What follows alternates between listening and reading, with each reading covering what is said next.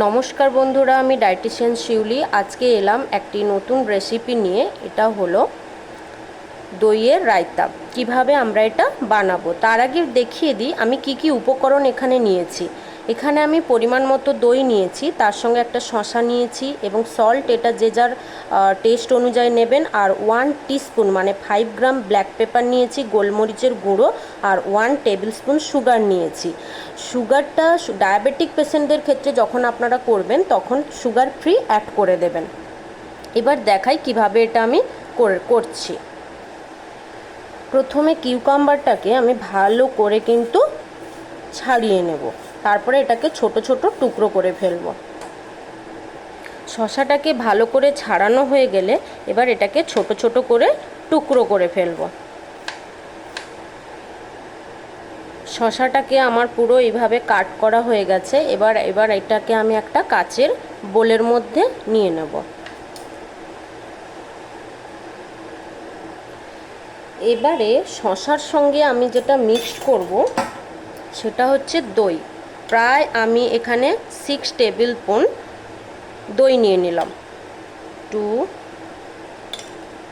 3 4 5 6, এটা sufficient amount একটা মানুষের জন্য। এরপরে এর মধ্যে অ্যাড করব সল্ট, ব্ল্যাক পেপার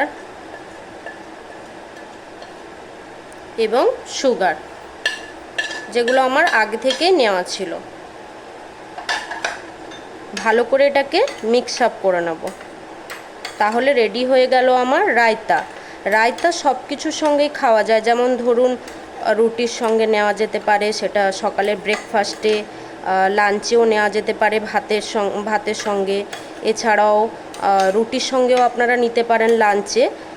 খাওয়ার ফিক্সড টাইমিং হলো ব্রেকফাস্ট এবং লাঞ্চ।